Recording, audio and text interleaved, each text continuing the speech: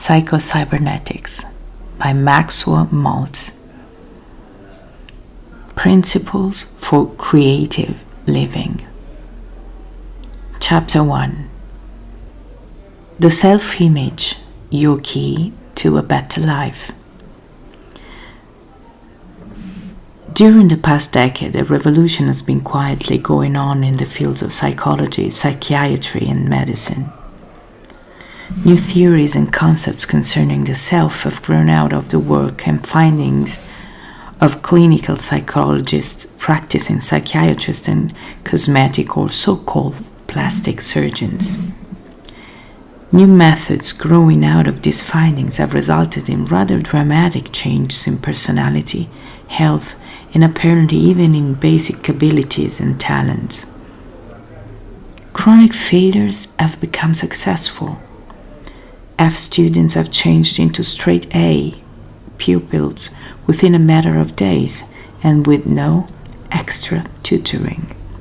Shy, retiring, inhibited personalities have become happy and outgoing.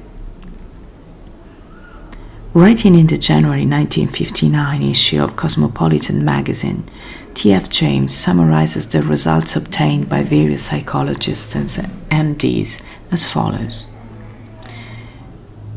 Understanding the psychology of the self can mean the difference between success and failure, love and hate, bitterness and happiness. The discovery of the real self can rescue a crumbling marriage, recreate a faltering career, and transform victims of personality failure. On another plane, discovering your real self means the difference between freedom and the compulsions of conformity. Your key to a better life. The most important psychological discovery of this century is the discovery of the self-image. Whether we realize it or not, each of us carries about with us a mental blueprint or picture of ourselves. It may be vague and ill-defined to our conscious gaze. In fact, it may not be consciously recognizable at all, but it is there, complete down to the last detail. This self-image is our own conception of the sort of person I am. It has been built up from our own beliefs about ourselves, but most of these beliefs about ourselves have unconsciously been formed from our past experiences, our successes and our failures, our humiliations, our triumphs, and the way other people have reacted to us, especially in early childhood. From all these, we mentally construct a self or a picture of a self. Once an idea or a belief about ourselves goes into this picture, it becomes true as far as we personally are concerned. We do not question its validity, but proceed to act upon it just as if it were true. The self-image becomes a golden key to living a better life because of two important discoveries. 1. All your actions, feelings, behaviors, even your abilities, are always consistent with the self-image. In short, you will act like the sort of person you conceive yourself to be. Not only this, but you literally cannot act otherwise in spite of all your conscious efforts or willpower. The man who conceives himself to be a failure type person will find some way to fail in spite of all his good intentions or his willpower, even if opportunity is literally dumped in his lap. The person who conceives himself to be a victim of injustice, one who was meant to suffer, will invariably find circumstances to verify his opinions. The self-image is a premise, a base, or a foundation upon which your entire personality, your behavior, and even your circumstances are built. Because of this, our experiences seem to verify and thereby strengthen our self-images, and a vicious or a beneficent cycle as the case may be, is set up. For example, a schoolboy who sees himself as an F-type student or one who is dumb in mathematics will invariably find that his report card bears him out.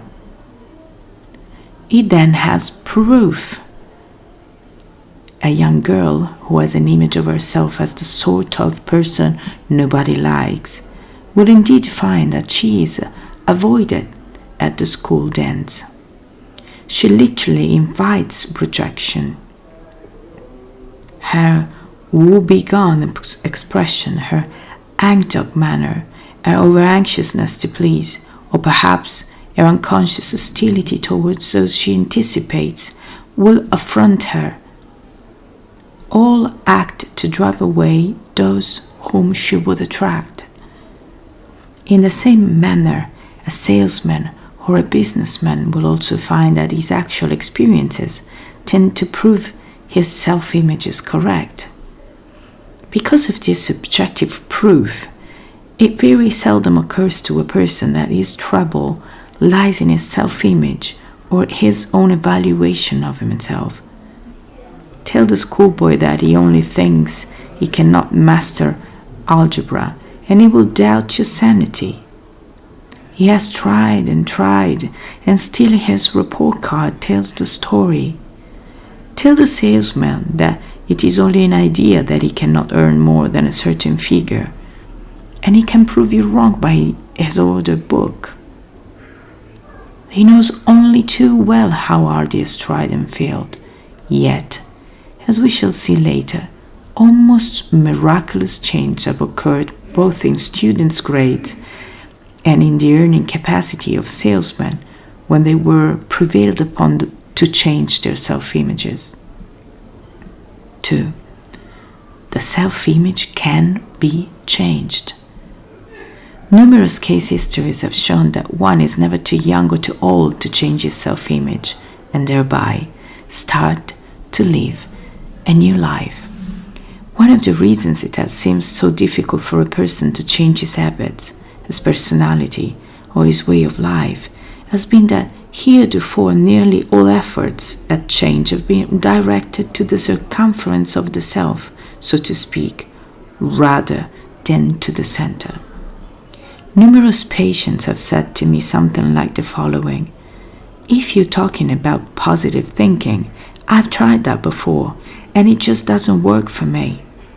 However, a little questioning invariably brings out that these individuals have employed positive thinking or attempted to employ it, either on particular external circumstances or on some particular habit or character defect. I will get that job. I will be more calm and relaxed in the future. This business venture will turn out right for me. But they have never thought to change their thinking about the self that was to accomplish these things. Jesus warned us about the folly of putting a patch of new material on an old garment, or of putting new wine into old bottles. Positive thinking cannot be used effectively as a patch or a crutch to the same old self-image. In fact, it is literally impossible to really think positively about a particular situation as long as you hold a negative concept of yourself. Numerous experiments have shown that once the concept of self is changed, other things consistent with the new concept of self are accomplished easily and without strain. One of the earliest and more convincing experiments along this line was conducted by the late Prescott Leakey, one of the pioneers in self-image psychology. Leakey conceived of the personality as a system of ideas, all of which must seem to be consistent with one another. Ideas that are inconsistent with the system are rejected, not believed, and not acted on. Ideas that seem to be consistent with the system are accepted. At the very center of this system of ideas, the keystone, the base upon which all else is built, is the individual's ego ideal, his self-image, or his conception of himself. Leakey was a school teacher and had an opportunity to test his theory on thousands of students. Leakey theorized that if a student had trouble learning a certain subject, it could be because, from the student's point of view, it would be inconsistent for him to learn it. Leakey believed, however, that if you could change the student's self-conception, which underlies this viewpoint, his attitude toward the subject would change accordingly. If the student could be induced to change his self-definition, his learning ability should also change. This proved to be the case. One student, who misspelled 55 words out of 100 and flunked so many subjects that he lost credit for a year, became one of the best spellers in the school and made the general average of 91 in the next year. A boy who was dropped from one college because of poor grades entered Columbia and became a straight A student. A girl who had flunked Latin 4 times, after 3 talks with her school counselor, finished with a grade of 84. A boy who was told by a testing bureau that he had no aptitude for English won honorable mention the next year for a literary prize. The trouble with these students was not that they were dumb or lacking in basic aptitudes. The trouble was an inadequate self-image. I don't have a mathematical mind. I'm just naturally a poor speller. They identified with their mistakes and failures. Instead of saying I failed that test, factual and descriptive, they concluded I am a failure. Instead of saying I flunked that subject, they said I am a flunk out. For those who are interested in learning more about Leakey's work, I recommend securing a copy of his book, Self-Consistency, A Theory of Personality. Leakey also used the same method to cure students of such habits as nail biting and stuttering. My own files contain case histories just as convincing.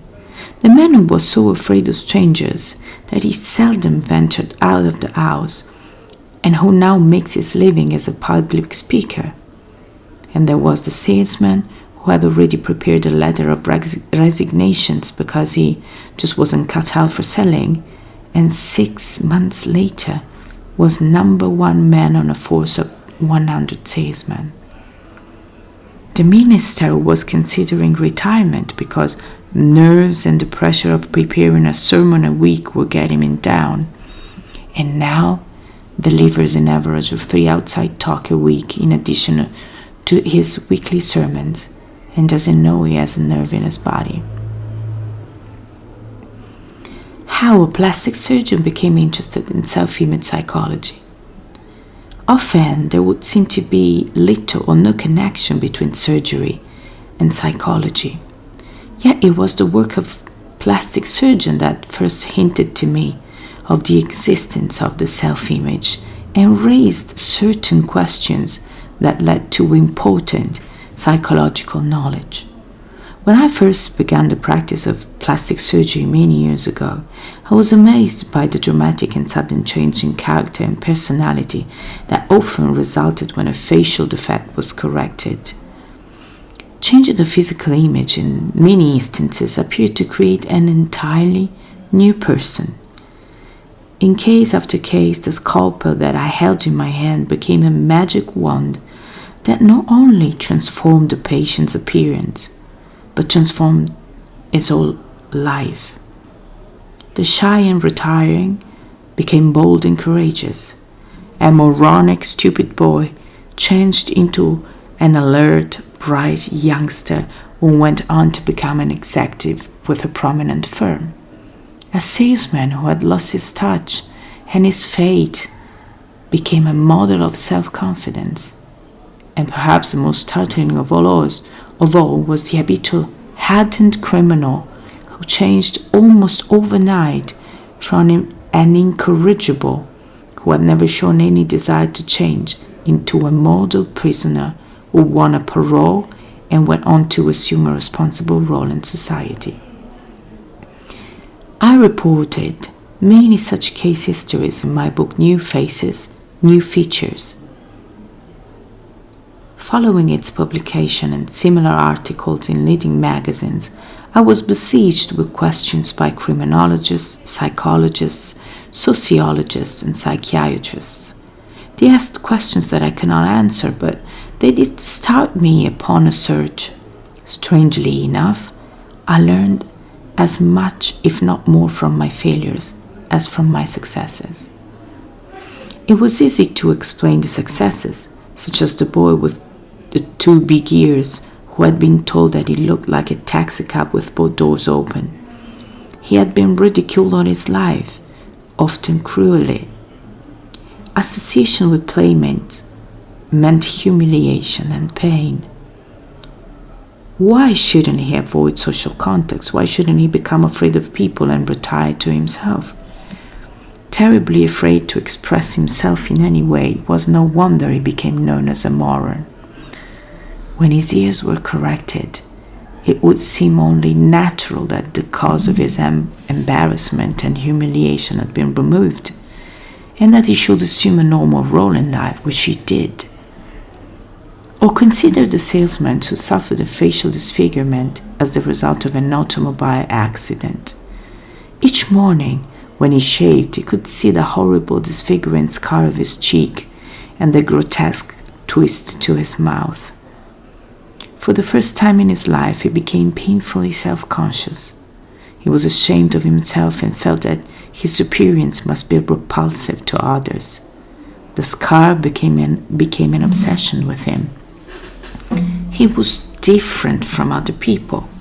He began to wonder what others were thinking of him. Soon his ego was even more mutilated than his face. He began to lose confidence in himself. He became bitter and hostile. Soon, almost all his attention was directed toward himself, and his primary goal became the protection of his ego and the avoidance of situations that might bring humiliation.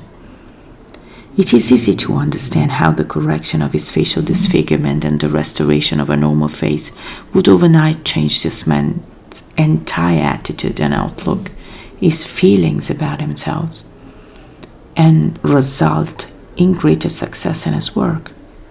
But what about the exceptions who didn't change?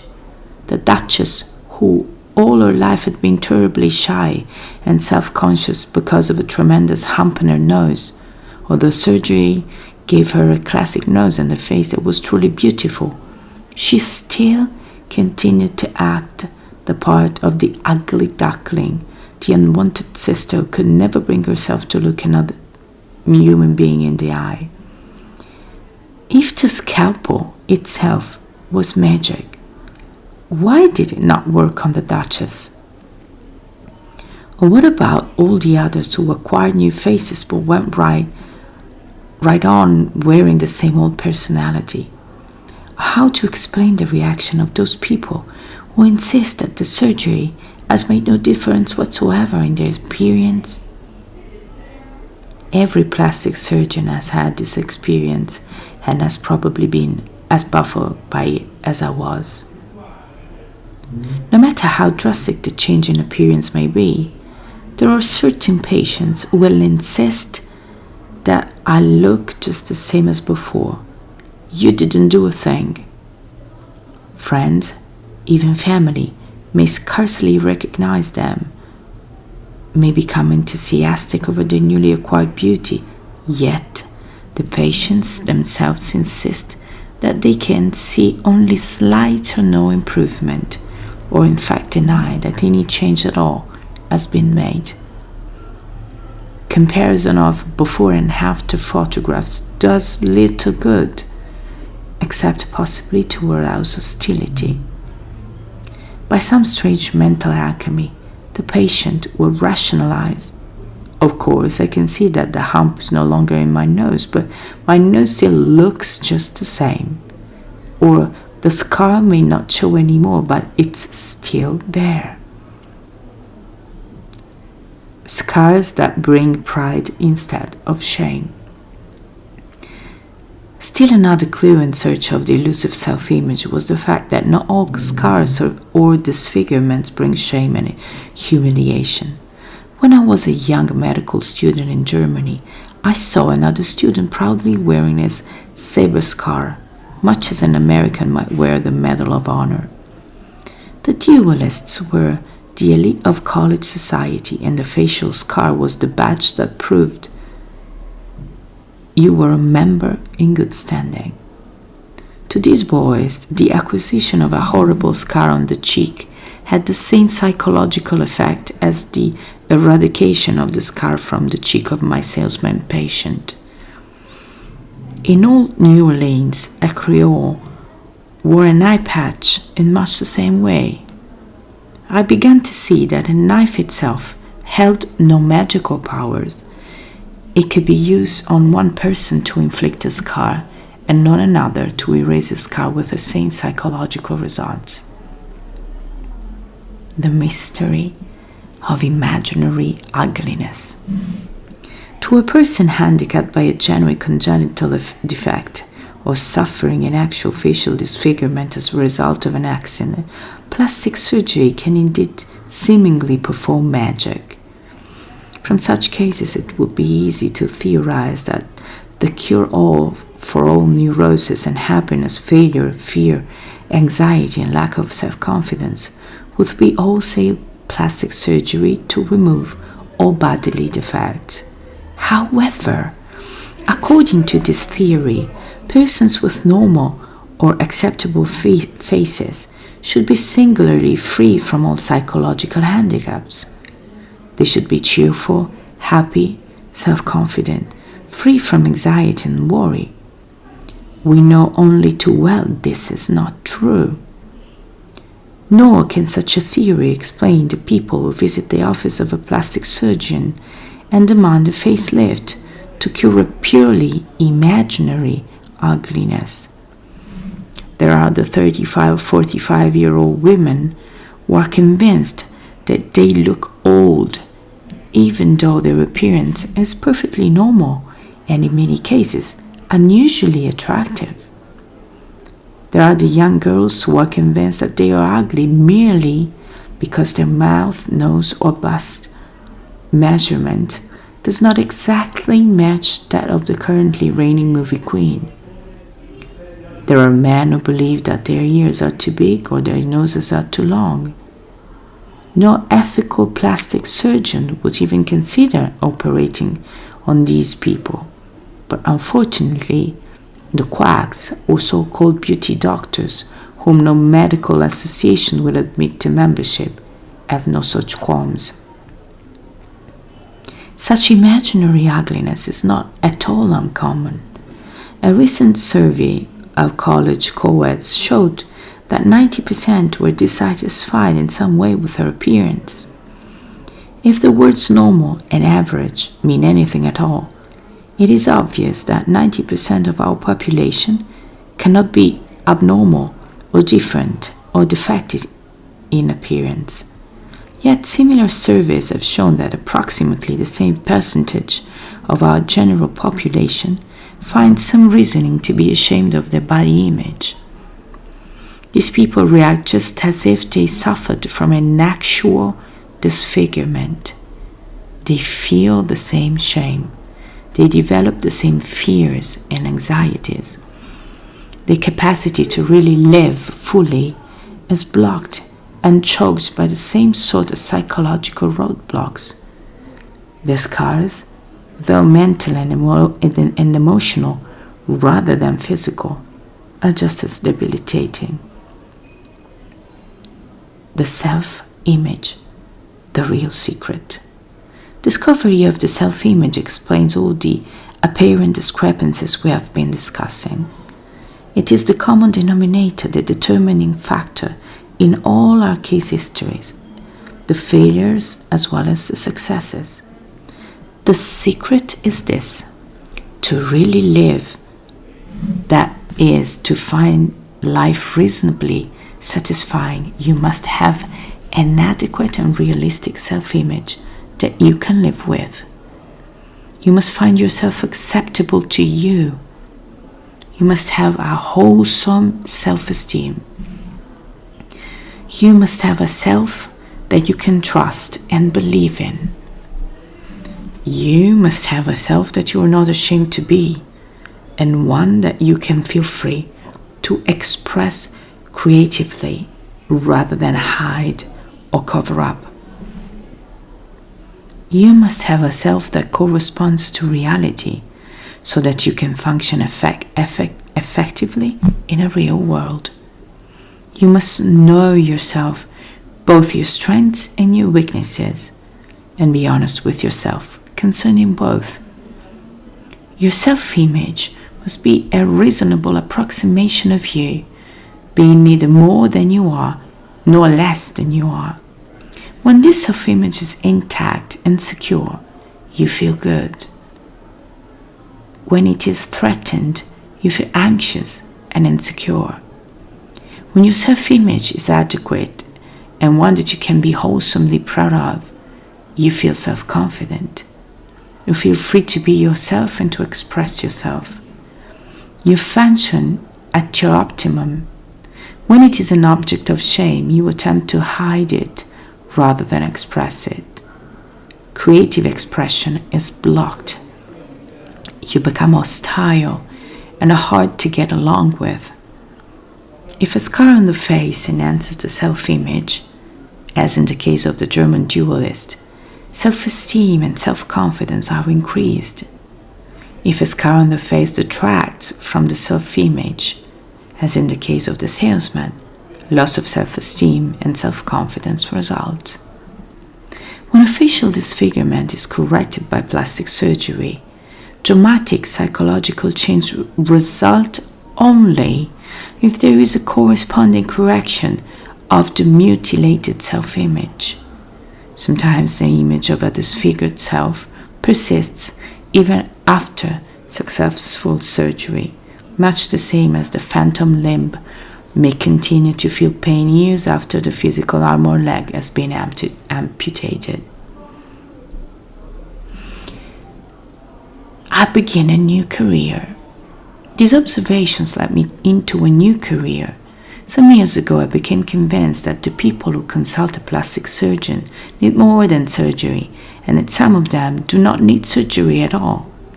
If I were to treat these people as patients, as a whole person rather than as merely a nose, ear, mouth, arm, or leg, I needed to be in a position to give them something more.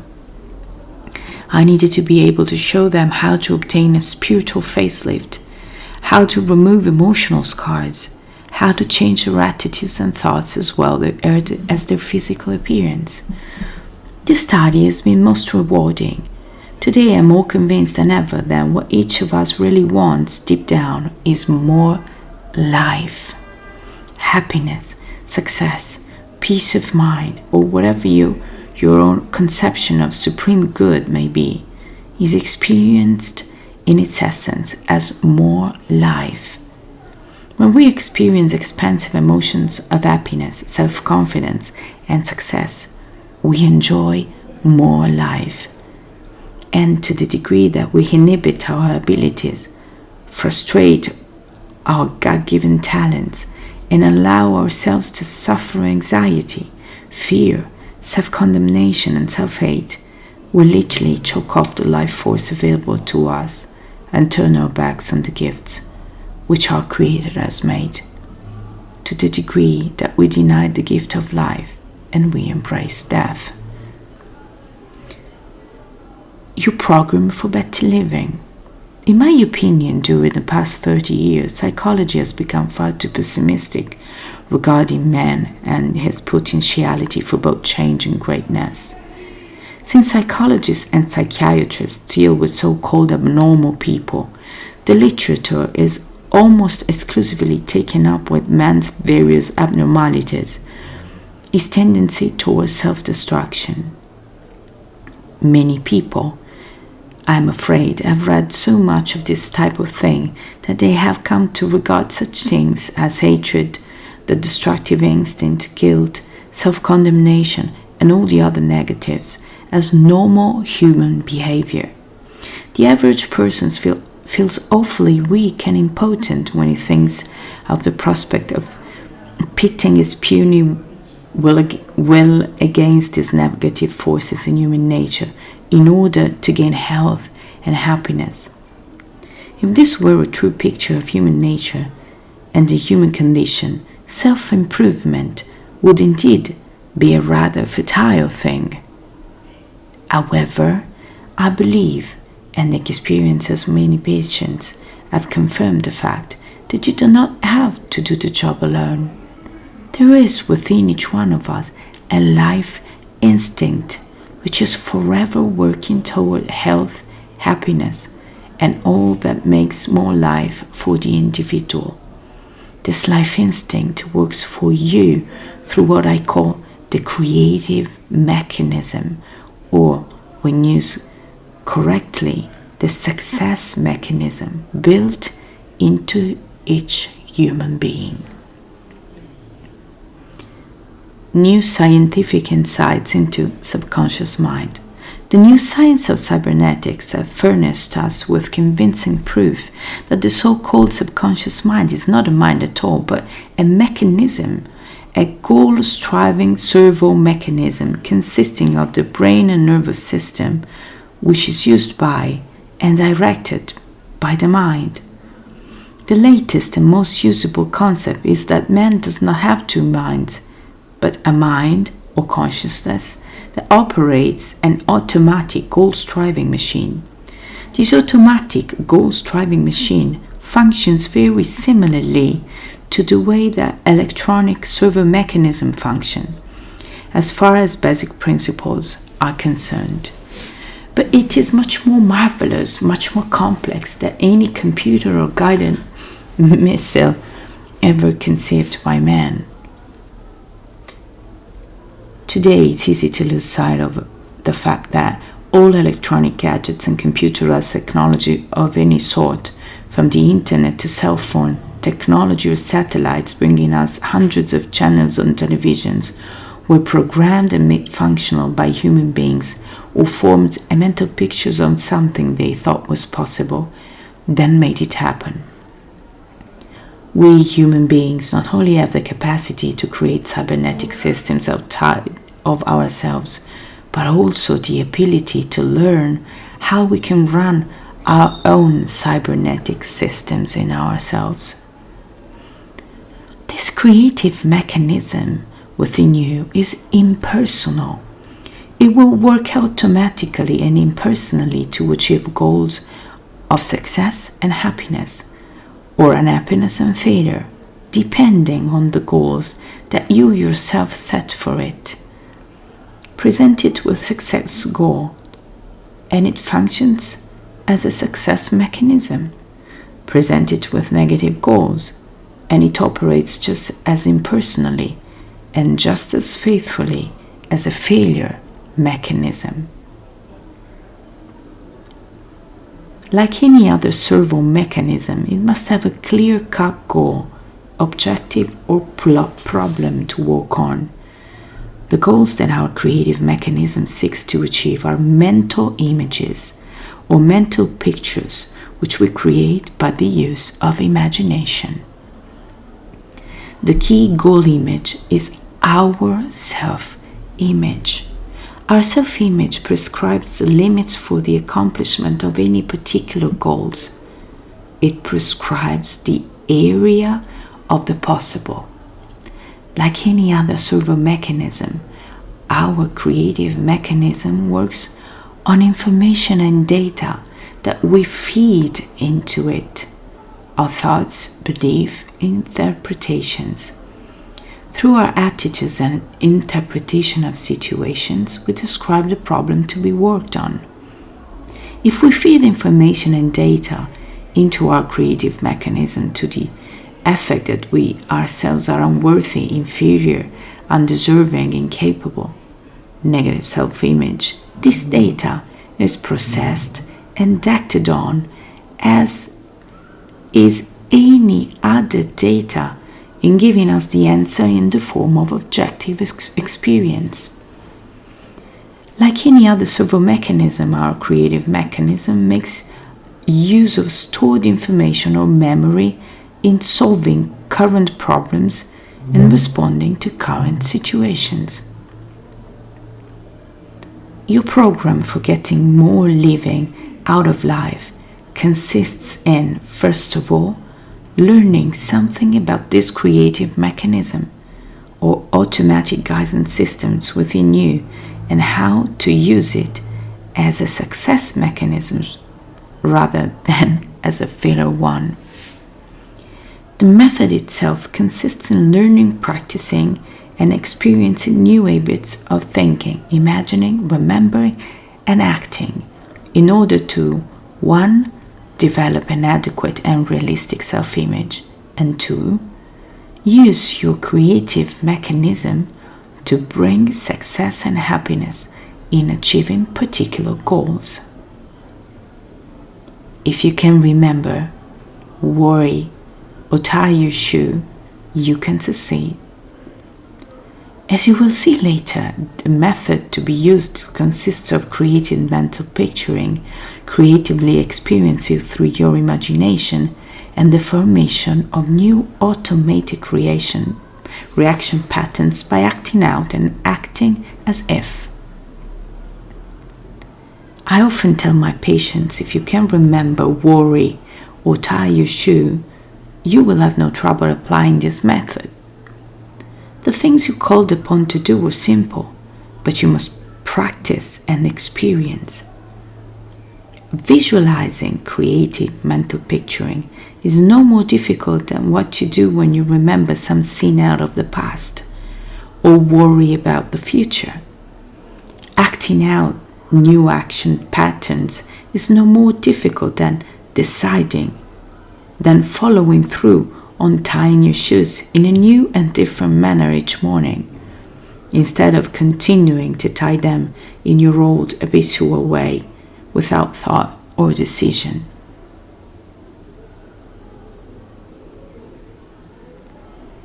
And this was the first chapter.